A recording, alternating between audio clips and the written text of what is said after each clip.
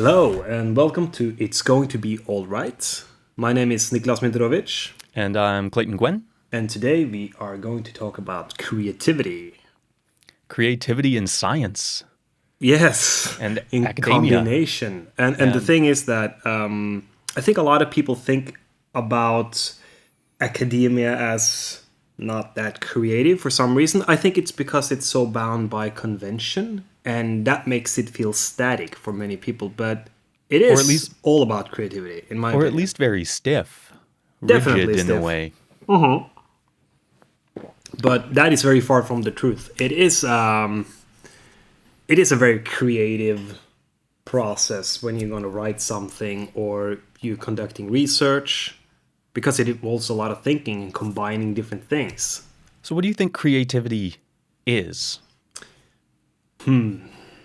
That's a Let's very good question. Now the I'm big just going to deep try. philosophical question to begin this episode.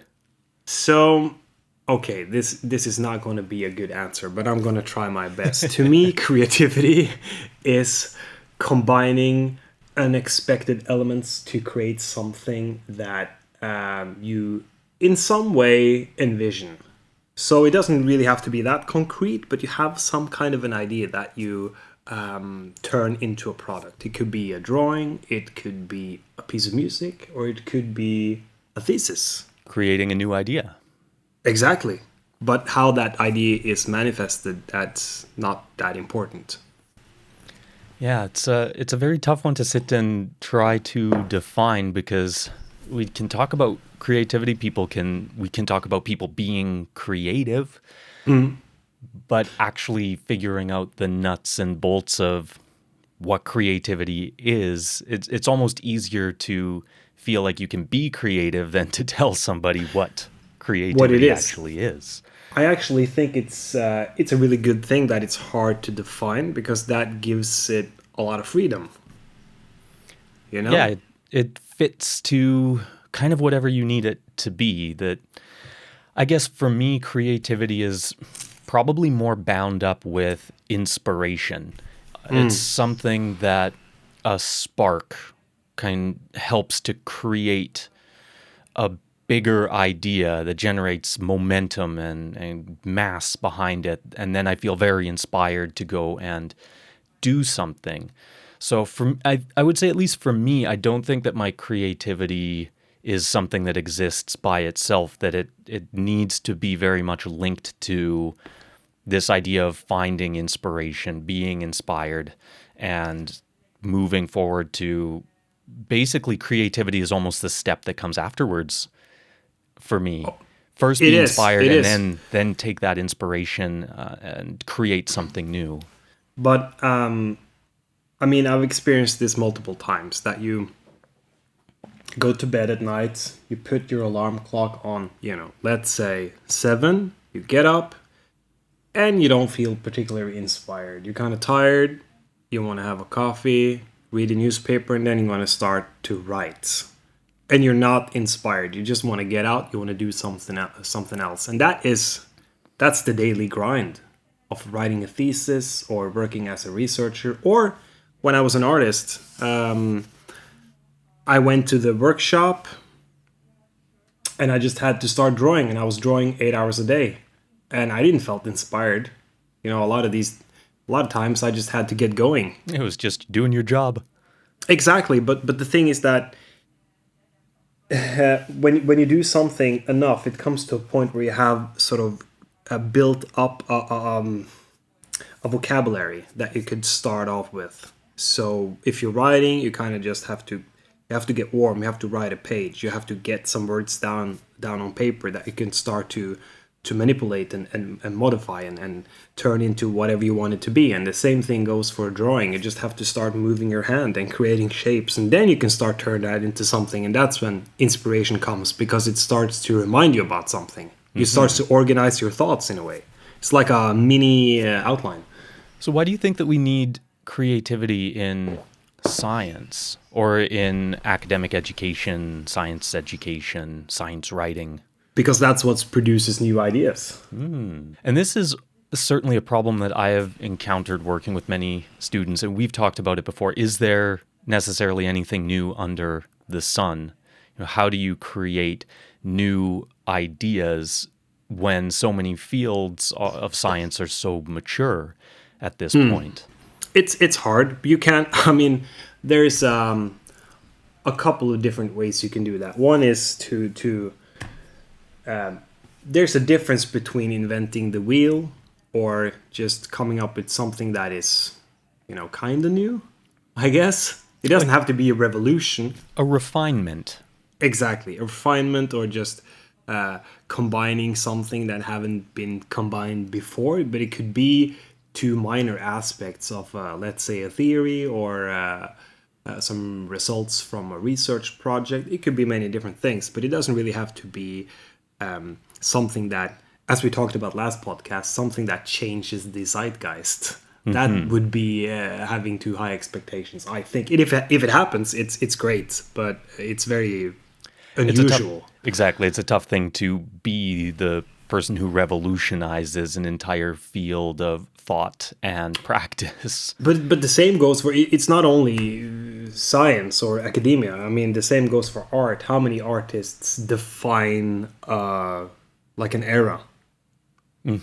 There's not that many. No, that's a good point. And many of them either just rode a wave of popularity and maybe were not people who had necessarily created it, but merely popularized it, or the opposite, where they were some of the founders, but weren't really recognized until long after their departure. Like Van Gogh.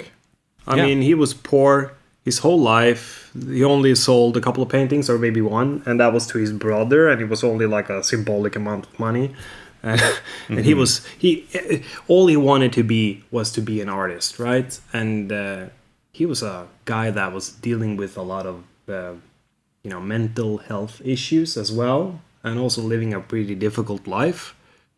But he was never successful. But it was not long after he died that he became extremely famous, and considered to be one of the forefathers of the expressionist movement. Yeah, and I think this happens very often in science as well, that the big pieces of literature, the big ideas, take a long time to firmly root in and become widely accepted, because we commonly deal with the weight of evidence.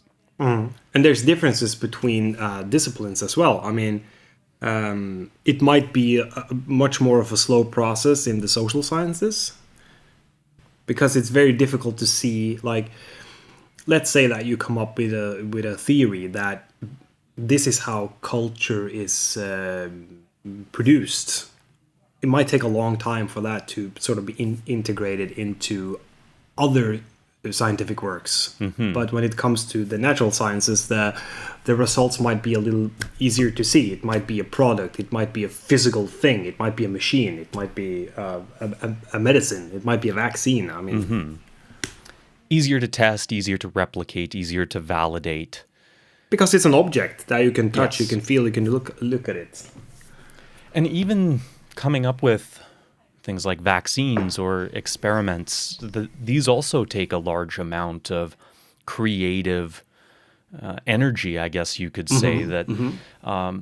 Really, we could go to the very basics, things that we've been talking about a lot without necessarily, in previous episodes, without necessarily having clearly expressed the amount of creativity that is behind some of these questions. But the problem, the puzzle, or the gap that we've been going on and on about, particularly when you're trying to sit down and outline stuff or figure out what it is you're researching, that is very much linking these creative processes with the more logical, rational, scientific processes, figuring out, okay, what is it that I am trying to do? Why am I trying to do it? How do I think I can do it? And what do I think the logical outcome of such an endeavor will be? Yes. So that very basic mechanism of science is already so heavily rooted in this idea of creativity, looking for problems, looking for puzzles, and looking for gaps. Creating new things and solving existing problems. And I mean, Most students, or at least I know that I have many times in my life, went for a walk to think about something that I've been working on, and just processing whatever I've been working on that day, or trying to solve a problem, or trying to figure out how to combine two different theories. It could be a lot of different things, but if you've ever done something like that, went out in the garden, sitting down, thinking for a little bit about your term paper, a thesis, then you are being creative. Mm-hmm. That's what it is. It just, as we open this podcast with, it's so bound by convention, and it can feel so stiff. So that's what in many ways, that's why people don't think that it's a creative process, but that's exactly what it is. Yeah. And I think that this episode comes at a very good point, because next week I'm going to be taking a new philosophy of science course through NMBU.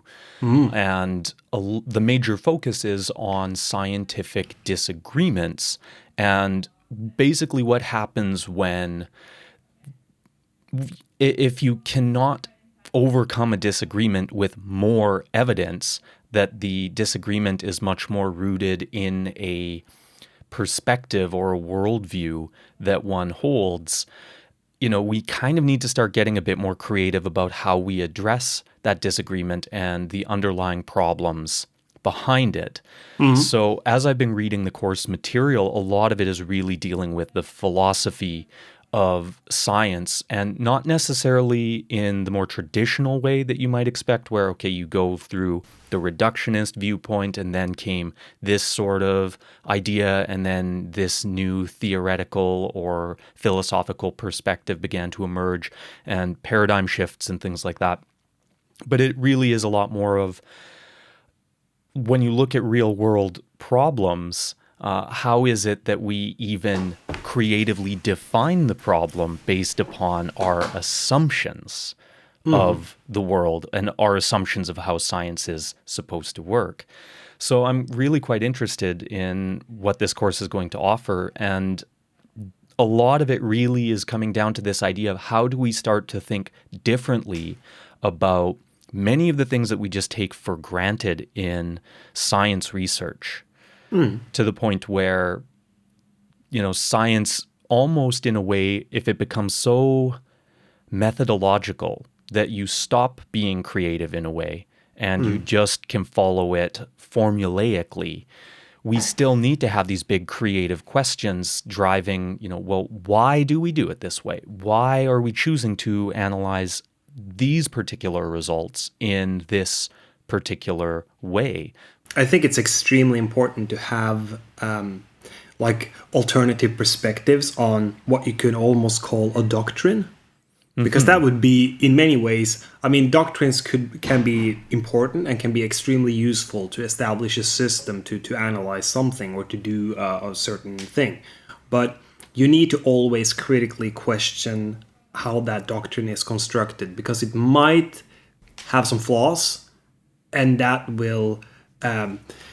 everything that you produce, everything that is produced by this doctrine will, to a certain extent, just forflytte problemet in Norwegian. So if there's a flaw in the design, then everything you produce using that design will also be flawed in a certain way. And these are, I think when you talk about it as a doctrine, or becoming almost dogmatic about it, and I've definitely met some of these types of researchers before, where they are so stuck on a single theory or a single ontology or a single epistemology that they're willing to more or less neglect any other type of perspective, to the point where, no, that is wrong, this is right, and things become very dichotomous, split into They're two. convinced, almost like a religion, right? Almost, yeah. That I do think political thing that you believe in. You can start to lose creativity then, because the types of questions you ask will be bound by that type of perspective. And I always try to keep in mind that good science always starts from the standpoint of, I'm probably wrong. And that willingness to accept that perhaps there is a different answer. And for me, that's almost a bit problematic sometimes when people want to take the stance of, but I need to prove myself right. I need to prove my discipline right.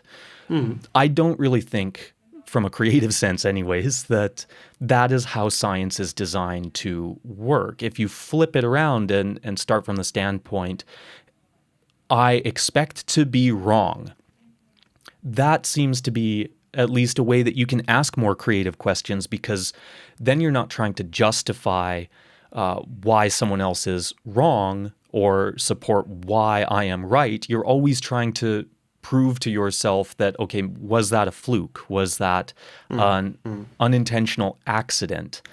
And we get, yeah. And I think it's always healthy to have just to take an example, a lot of people think that science discovers things all the time, that we kind of just map out reality. But another perspective is that we just kind of produce information. That's two different viewpoints. One is discovering something that is already there, and something, and opposed to producing something, creating an idea, creating information. So then making a scientific discovery will basically just lead into a mental rabbit hole where you just kind of you're not really discovering anything that is already there. To a certain point, you're just producing new ideas that humans deal with. To a certain, so I'm not saying that that is right. That's the way it is.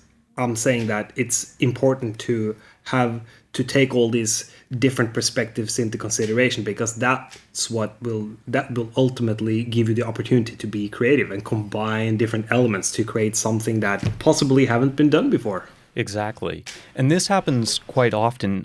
We're now coming into an era where interdisciplinarity, transdisciplinarity, pandisciplinarity, whatever it is that you want to call it, however you want to define it. And of course, these which is great, yeah. I think. And each of these concepts has a very specific definition depending on who you talk to. I'm going to use, paint with broad strokes for the ease of simplicity here. But we really are moving towards a greater recognition that interdisciplinary thinking can help us solve much more complex challenges that we face in the world.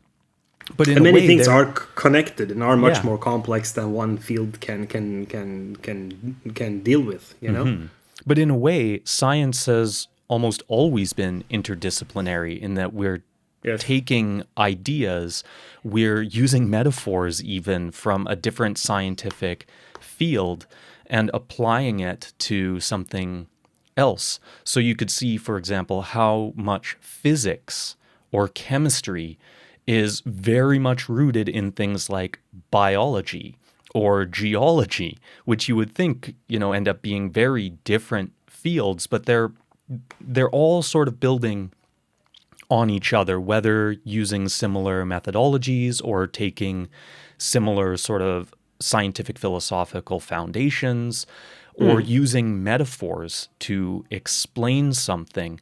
And I think that or just theoretical physics and philosophy. Yeah. That's a pretty common combination, because you end up in these problems within theoretical physics that just, you don't really know an answer, so it turns, so you have to go the philosophical route to get into new perspectives about how the world works. Geez, that you just have so many big thoughts about a statement like that. But I think that this is what we're trying to get at with this this focus on creativity for this episode is, really thinking about these big questions, being creative in how we want to find an answer to them. And I ended up coming across a rather interesting article in preparation for this episode that was basically saying that what science does is really tries to make things soluble. We're trying to take these big, complex pieces and kind of dilute them into something that is small enough to be solved, and that we kind of then build back up again to that much larger question that we were working with. And it really got me thinking about something like the field of geology, that we cannot necessarily replicate these earth processes. No. In many ways, especially when geology as a discipline first started to emerge, it really relied on finding explanations from other fields of research and applying them as a way to explain things that we otherwise couldn't test for. Like, so how in the hell is it that you find, 3-4 kilometers above sea level on the tops of mountains, seashells? Yeah. Yeah. You can't conduct an experiment to prove something like that. You need to think creatively about, well, how could this have possibly ended up here? Just story time. You know that I live in a place called Fredrikstad, a small city in Norway, just like 1 hour outside of Oslo. And in this part of Norway, there is a lot of rock carvings from the, I think it's called the late Bronze Age, the agricultural Bronze Age. Mm-hmm. A lot of them. And they usually contain boats and people with different tools and animals and stuff like that. And what they think is symbols for the sun. But there is also some Stone Age sites around here. And they are usually situated at the top of like a small hill, like a knoll, almost like a small. I wouldn't call it a mountain, but But the thing is that there was what could you call it, like an amateur archaeologist back I guess so. Yeah, I think it was. Yeah, I think it was around 1930 or something. This might be completely off, but I think it was around that time, and he was. Having this idea that he was, there should be some, like, this seems like the right landscape for Stone Age people to have been living here. So he created a model of the different islands that is just outside Fredrikstad, and then he created a model in almost like an old aquarium, I think, and then he just filled it up with water until it was at the height it was in the Stone Age. And then there was like a small mountain that was turned into a small island. It was like, okay, if they lived anywhere, they probably lived right there. And then he went there and he found a big boulder, like a huge rock, and under that he started to dig, and then he found bones and tools from the Stone Age. Well, there you go.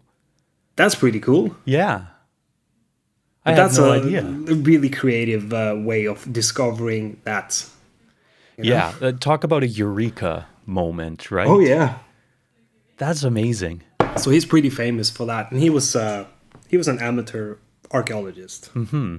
Yeah, and these sorts of discoveries can happen all the time. There's actually many organizations, scientific organizations, that work quite closely with what you could call citizen science for these sorts of reasons, because people who have hobbies, people who have the spare time, people who are scientifically literate or engaged with this sort of stuff, they're often not bound in the same way that someone who works with an institute would be. And I mean, you could get into the big debate about, is that ethical, that people just start going and digging up everywhere in their Indiana Jones and things like that, building their own rockets or satellites. I mean, that's a totally different kind of conversation. But I think that it's creative. Having that type of engagement allows for a greater pool of ideas to pull from, and kind of that phrase that we have in English, 2 heads are often better than one. And you will also have this phenomenon that you see in art, where, I mean, you have people that have went to art school, and sometimes they are really bound by convention, whatever is contemporary at that time. And then you have people that, the plumber or something, that just enjoys to make oil paintings in his basement. And it just turns out to be so different and strange in comparison to what is popular right now, or whatever all these art school people do. So I mean, that's also important. There's people like that has been really important for contemporary art. Yeah. And I think that you're onto something there. It's easy to look outside and draw a connection to something like the art world or the music world or fashion, because whatever is trendy, those trends also end up happening in fields of science, whatever is sort of the popular thing to study at this point in time. Sustainable development, for example. Resilience had been a big thing for quite a while. Yeah. There's a big movement right now to get towards sustainable cities and bikeable cities. I've been hearing so much going on now about how, within urban planning and design and logistics, we're probably, because of the coronavirus, going to see a complete shift in how cities want to meet emissions targets by kind of pushing towards a bike model, maybe, as opposed to a collective transit model. So there's like all these sorts of things that start to come out, and people do follow trends, but sometimes those trends can also, that's where, with enough time, they can start to become quite dogmatic, and they limit your ability to think creatively. So I guess all I'm trying to say there is, sometimes it does take that person who comes with a completely different perspective, the plumber in the basement who does it as a hobby, or the person who comes from a completely different field. Background, yeah. Yeah, who has a different idea about it. And that's where the interdisciplinary thing is very good. I think it can be extremely healthy. And this is a part of another discussion, but I've always been quite agitated and irritated when people are making like, no, this is sociology and this is cultural history. No, this is history and this is that. And like, all these things are kind of intertwined, in my opinion, and they will definitely benefit from each other's theoretical framework and thoughts and everything that they have produced, because the world is complex. It is. It's extremely complex. It's the most complex thing that we know about, obviously. But so, talking about complexity and talking about creativity, I think that we are very much on the cusp of this. And I think, again, I'm going to go back to that course that I'll be taking next week in philosophy of science. A lot of the literature is around this idea of, how do we integrate new perspectives? How do we deal with issues of complexity? Can we use the old traditional reductionist kind of approach when there's great recognition that there's environmental complexity, ideas of emergent properties that may only start appearing at certain levels of complexity? I mean, this might be an extremely good time for creativity. Yeah. Because we're kind of forced to change. We're in a situation where we might just be right before a paradigm shift, or in the middle of one. It could be. It's a possibility that we have problems that our current theories cannot solve and methods. So we just have to come up with something new. And this paradigm shift and finding creative solutions for it, I think that also really comes into some of what my PhD is researching, where the more and more I look at it, the more and more I have to say that context is probably the most important factor in projects, that we're living off of an idea in a way that you can plan and you can manage large-scale projects under this idea of efficiency and kind of economic rationality, and all humans are a rational kind of actor who has their own best interests in front of them. But trying to reduce everything across a complex array of social and environmental conditions ends up being very difficult, to the point where much of the research that's been done has been saying, projects fail because we take a very universal approach to something that probably needs a lot more nuance to it. Yeah. So how do you get creative and start realizing, okay, in what certain contexts what sorts of characteristics or properties or engagements do we need to actually be working with? What are the variables that we should be aware of, that we need to work with? And that And takes a lot of creativity because you need to move sometimes beyond the current model, beyond the current method, and bring in new perspectives. and that also takes not only a huge amount of creativity, but also some luck and timing. I mean, just to take an example from music, there is think about the punk scene like Sex Pistols or Nirvana. These are bands that, I mean, I don't think anybody predicted how important they would be, because they were in many ways like a catalyst for a movement and what you call an event within music that defined an era. And it's very difficult to see before it happens. Yeah. And very few people recognize that they are living through it. Just imagine, I mean, we both experienced world before the internet.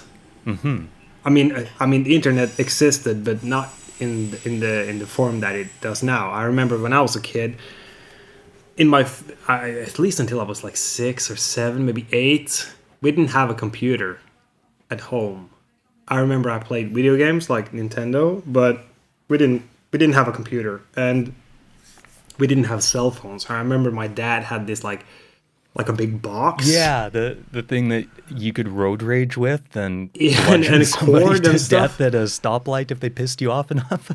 Yeah, it was like a big thing. It looked more like a standard telephone, like a home telephone connected to a huge box. But I remember I got my first cell phone when I was like 13, maybe 13 or about 13.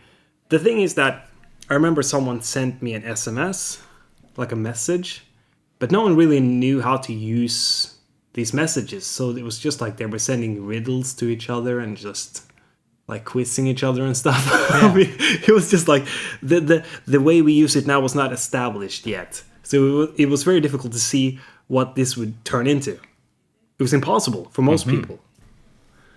And now that you can see what we use a lot of this stuff for is a multi-purpose device that fits in your pocket. It's your map. It's your bank. It's how you pay for things. It's your entertainment system. It is, the thing that I had never predicted about it growing up in the era of telephones, pre-mobile phone, was that we would go from thinking that something like letter writing was an outdated method of communication and the telephone was so fast and so efficient, and that we would decide, you know what, I don't want to talk to people.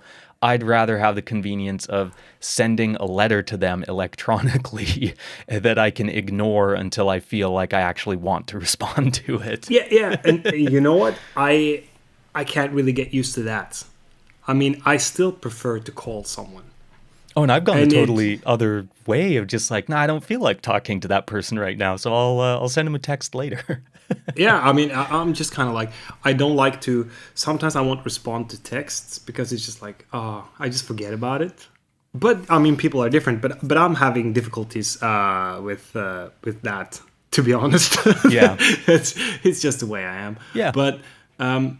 What I also find to be extremely interesting is that this is obviously a massive side note, but if you're going to believe Elon Musk, these devices like our phone with all the social media and all the information that we put into the internet, we are cyborgs. We are creating virtual copies of ourselves. In a way. Yeah, we have avatars. We have so much. You can almost start to feel like you're going to live in an episode of Black Mirror or something like that. We are cyborgs, but we just don't have like an electronic. We don't look like the Terminator. No, he's not a cyborg. He's a full robot. But the thing is that I wish I could remember what it was that they had said when he's sitting there like peeling the flesh off of his hand and describing like an autonomous robotic system, like a cybernetic organism or something. That would be great if you could just pull that one out right now. My pop culture has kind of gone, I've lost it since I started doing a PhD because I don't really watch anything anymore. No, I don't watch anything. And I actually tried to watch a movie the other day and I was so bored. I don't know why. I don't enjoy that medium anymore for some reason. Maybe it's just that medium has ran out of creativity. You know what? That's exactly what it is. I've been going to movies, and sometimes I can just like, I don't want to sound cocky, but sometimes I feel like I can predict the whole movie. Oh yeah, And I get so extremely bored. I just it's want formulaic, something. you know. Yes, it is so bound by convention. I just want something completely strange to happen that just, takes me off balance. Yeah. That's what's interesting to me, and that's what's interesting in music as well, and in art. Even in that- science. I haven't seen this before. Yeah, even in science. Even those ideas where it's like, this seems so far fetched. How could we ever possibly think that would be true? And then the more that you look at it, and the more you think about it, and the more evidence starts to pile up, you kind of start to realize, maybe that old idea that we had, a case in point would be, is Pluto a planet? And then things connect so elegantly, and Yeah. that's when it gets beautiful. Like Yeah. I've seen people that have constructed really strange theoretical frameworks, but then it's just, wow, like it really works. This is so elegant, it's so playful, and it works. And that's beauty in a way. I mean, this got super emotional, but that's what it is. And it's comparable to a beautiful piece of art that combines really strange elements and colors, but it makes it really vibrant and interesting to look at. Or a piece of music that just keeps on surprising you. Mm-hmm. I mean, I think you probably experienced that many times. I've been listening to something and I'm not sure if I like it or not. And it's not because it's boring, it's because it's really challenging. It's just so different from what you're used to. Yeah, but that's really... that's usually what I'm getting really into. Like, wow, it makes me think. And then I go back to it. And there's, some bands or artists that had this effect on me that I'm just, I mean, they're going to be there forever, I think. Mm-hmm. Yeah, the groundbreakers, right? And we have those in science, the Einsteins, the Newtons, the Darwins, and a lot of their work too, you also need to realize, is it was just a creative look that was kind of looking at things that people had always looked at just a little bit differently. It is. And in enough time, they have more or less been proven right, at least to some degree, because then, say Newtonian physics has been superseded by general relativity and quantum physics. And even then, this is what I kind of like about looking at the physics world and how we want to understand other types of science, and even just the way that we go through our day to day. It kind of comes down to how relative is it, because for a lot of what we do here on Earth in our day-to-day practice, Newtonian physics works just well. And we don't really need to worry about when that type of theory begins to break down, because very few of us really reach that point, which is close to the speed of light.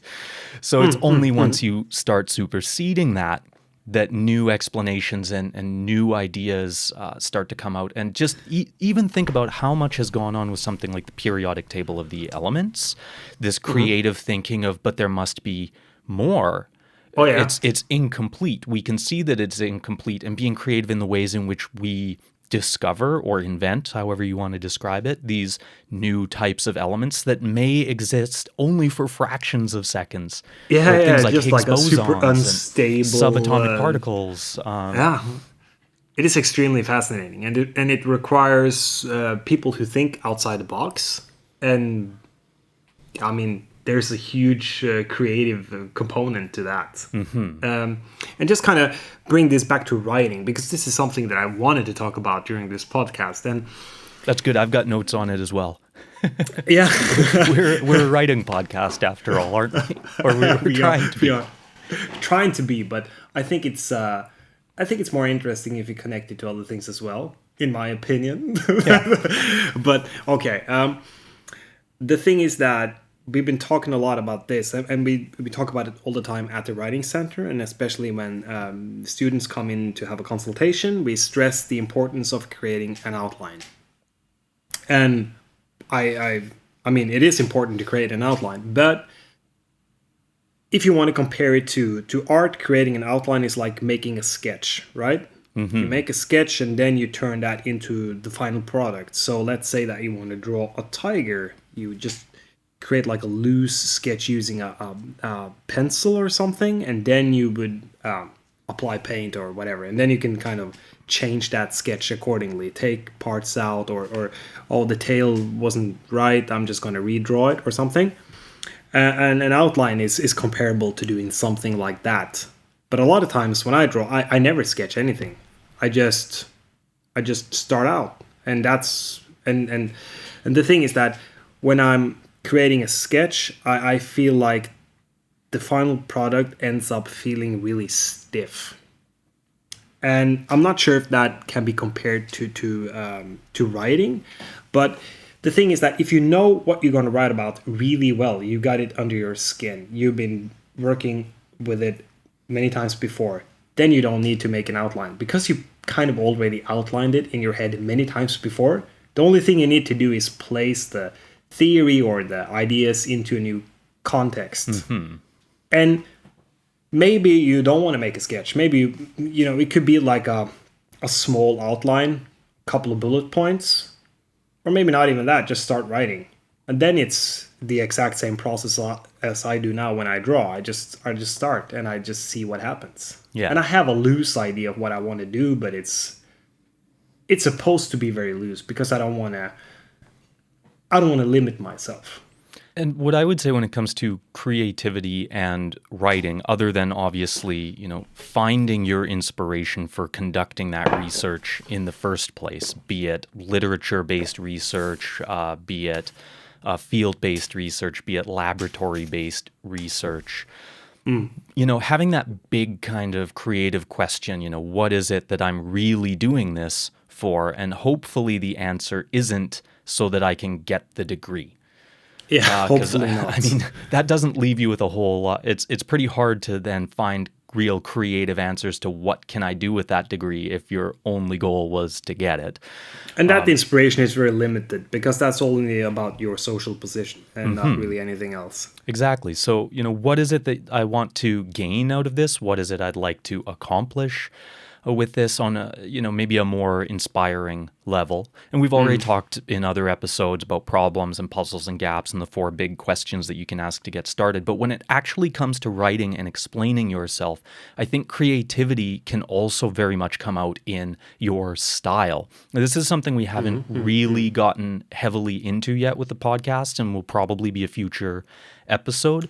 Oh, yeah. But very often, how do you explain incredibly complex theories or evidence that you may have, data sets that you may have, or even things that could be entirely theoretical that can only be proven, say, through a mathematical calculation, and still wait for the evidence of its existence to appear? Like we kind of need to use creative language to draw a parallel. And so the idea of metaphors and similes can be a very useful way for you to have that big creative idea and explain it in a way that is going to solidify a little bit more for your readers. And so, for example, one that I've used before is trying to explain a binary system, I believe, when in astrophysics and cosmology, how certain systems can come to actually create orbits around 2 objects. Depending, of course, on who your audience is and who you're trying to write for and how you're trying to explain that, sure, you could give the dictionary definition of it, or you could try to think of maybe something that people would be a little bit more familiar with. Say, for Using example, an analogy, basically. Yeah, exactly. Analogies that could help to explain it. Something as goofy as sweet and sour sauce. Whoever would have thought that sweet and sour would be something that could form together? Perhaps there is an analogy or a metaphor that you could use there to explain a much more complex idea of how 2 things that seem so separate from each other can come together. And sometimes this is just it's funny that you brought that up because I just thought about this the other day. I was eating a piece of bread with some jam on it. and I had like butter and jam. And I was like, this is sweet and salt at the same time, because there's quite a lot of salt in the butter. Mm-hmm. But everybody's freaking out over some kind of new snack. Or it could be, Smash? Yeah, yeah. Yeah. That's sweet and salt at the same time, chocolate and salt. And I remember when that became really popular, everybody was like, wow, mind blown, right? Mm-hmm. But they've been eating bread with butter and jam for their entire childhood. Exactly. It's just been invisible to them because it's get presented in a new shape, and then it's kind of like it's something new. Exactly. Yeah. So sometimes that is just it too, and I think that if we have any master's students out there, considering that the submission deadline is fast approaching, and you're really worried about, did I actually create anything? Well, even take that creative process and look back on the work that you have done, reflect on it, think about, maybe you didn't create anything completely new, but do you have a new perspective that you can present, a new way of understanding something that has kind of been done again and again and again? And of course, it's all about new enough, yeah. right? And it doesn't have to be, as we talked about earlier, it doesn't have to be an idea that revolutionizes the entire world. That would be to have too high expectations. So once again, it could be, inventing Smash is good enough. Mm-hmm. You don't have to be the first person in the world that combines sweet and salt or sweet and sour at the same time. It's just, have you presented it in a way that is so different that it's eye-catching, it grabs people's attention. Mm-hmm. So, and this happens. We actually have food and nutrition studies at the university, so I have worked with students who have done things like consumer preferences in new types of protein bars, and their whole approach was, I can't remember exactly what it was, but they were trying to use a different source of protein, I think. Something that was a little bit non-conventional, very much. And there's been people over the years I've worked with who are really looking at, how do we do something like take insect proteins and create new ways for that to be a marketable, viable food option, particularly for people in Europe and North America, where we don't really like to eat creepy, crawly things. We prefer our mammalian meat or avian meat. We just have to often. brand it. We just have to brand it as seafood, I think. Yeah, you see food, you eat it, right? Yeah, because people eat crabs and shrimps, and I think I read an article. It's probably a year ago, but the article was basically about that the whole definition. What do you call the shell animals? Crustaceans? Crustaceans, yeah. Crustaceans, yes. That whole definition is completely off. There's no real difference between them and insects that we see on land. They just adapted to the sea. Yeah. And that's it. Yeah. So sometimes it's insects, and I've been thinking about that many times. When I eat shrimps or something like that, like this really looks like an insect. Yeah, it's just a critter, It is. It's a critter. Or if you eat a crab, it's like, that's a spider. Yeah. It is very similar. The old sea spider. So that's what it is. So I think if you brand them as crustaceans, then that would probably solve the problem. Mm-hmm.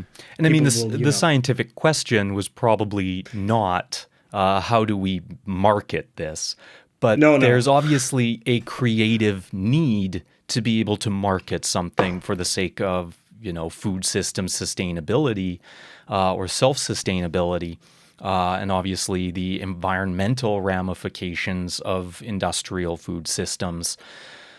But that's all it's about. How you portray it. And then how do you you want create people to eat insects? Yeah. How do you create scientific questions that help you to, create a completely different type of snack bar? And there is a lot of science that goes into that sort of stuff. It's not all just PR and marketing. There's a lot of nutritional science. There's a lot of chemistry that goes into it. So there are people who work on these things as professional researchers. So you might not necessarily think about that, the types of creative questions that they need to ask to conduct the science behind something as simple as a snack bar. Mm-hmm. Yeah, that's true. And I mean, I've seen one thing that is have gotten really popular. I think it's like the taste of the season or something. This summer's taste, and it's salty caramel. It's everywhere. Have you noticed that? No, I haven't actually. Not only have That's I not super. been watching movies since I've started the PhD, but I also haven't been out trying a whole bunch of different flavors. I've just been. I mean, I've seen protein bars and ice cream and all kinds of different things. Salty caramel. That's really trendy right now. Yeah. Okay, so here's a really good segue. Just thinking about how you kind of creatively brand these flavors or whatever it may be, we can also take some of these same ideas to think for people who are trying to, say, apply for a master's or apply for a PhD, apply for research grants as well too. What is the sort of creativity that's going to go into your proposal that's going to make you stand apart, even if there's a project that is fairly well defined? You also need to stop and think about this creative element of the science that goes in. What's your perspective? How would you market or brand the approach that you're trying to take? And then we kind of back to this could also be for thesis defense. I mean, all about creating a hook. Oh, totally. Yeah. I mean, branding. What have you been doing? How do you make this interesting? Why is this important? Why is this useful? And then you need to be creative, and you need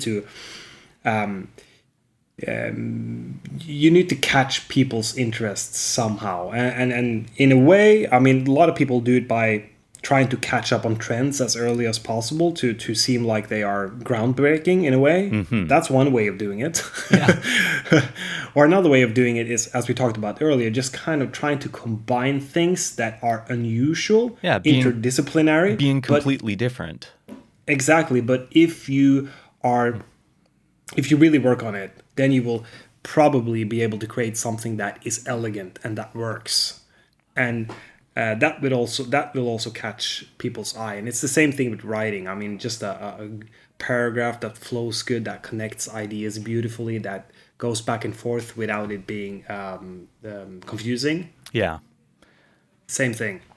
Another important aspect of creativity and inspiration is that it's much easier if you have a certain amount of skill already. So I remember when I started to play guitar in my teens. I think I spent like the first year of playing just learning different riffs that I thought was cool, and that was kind of easy enough for me to play. And then after about a year, one of my best friends, he was a drummer, and he's been playing in bands for a long time, and he could also play a little bit guitar. And he had a much more of a creative approach to it because he could already play power chords, so he could kind of just play around with it. And Yeah. that's when I started to get creative, because I've built up enough technical knowledge so I could actually start to make things on my own. And it's the same thing with writing. You need to be, I mean, There needs to be a technical proficiency there Yes. that has been developed. That is a really good point, because that's also what needs to happen with research. You develop an education and become scientifically literate, become aware of the methods, become aware of the theories, and then the creativity can really start, finding creative solutions to problems, finding creative problems that people hadn't even looked at before. Exactly, and that's when you can create the things that you desire, the things that you think about, but you would also come up with new ideas, because that new skill that you have finally attained or refined or gotten a lot better at will give you a lot of new ideas and new ways of combining it. And I think that when it comes to writing, creating an outline is probably useful if you are a well-versed scientist. But it seems like a lot of people that have written lots of different articles, they don't really need to outline that much, because they have so much skill. And very often, one thing that you need to keep in mind is that people who make a career out of a lot of this are focused quite often for a long period of time on a single topic. So the writing they're producing can be based off of the same data set that could produce 3, 4, 5 articles. The premise doesn't change very much, just the perspective that they take based on the evidence that they are using. And yeah, a lot of the technical proficiency and literacy within the discipline is also quite helpful. So for any listeners out there who kind of feel like, oh, yeah, but it's probably just so easy for these guys to talk about being creative in academic writing. They've been doing it for so long. Well, yeah, that's kind of the point. You do need to do these things if you want to get better at them. You do need to engage in the literature. You do need to have a bit of understanding of the history of your discipline, as well as sort of what is groundbreaking in your discipline. And I'm not saying that you need to be an encyclopedia about it, but it really can be helpful to kind of look within, but also without. Outside of your discipline, and see how are these concepts or theories or methodologies being applied by different people, and to become rather well versed. And I mean, it could be relative, almost like outlandish combinations. Like one could be, how do I combine cultural history or philosophy or sociology with how we perceive time? And then you can connect that to experimental physics if you want to. Yeah. It's probably possible, or maybe possible. But it's an interesting idea, at least, that is worth thinking about, and maybe it could turn into something. But when it comes to no, just continue. I was just going to say. So let's recap a few of these things. Creativity is useful because it can help us to look at things differently. It can help us to find new problems or find potential solutions to problems. Creativity can come from becoming inspired, which is going to be what we just talked about, getting engaged in your field of discipline, but also maybe looking at some other areas where similar ideas are developing. But creativity can also be very well fostered with the development of other types of skills, or by creating more unique combinations. But creativity doesn't necessarily need to be about creating something entirely new so much as generating a new perspective, a new way of looking at something old. And creativity is, as many other things, all about practice. It's something that you will get better at with practice and with time. And then it's going to be all right. Great. Well, thanks for another excellent episode, Niklas. Thank you so much, Clayton. It was a blast.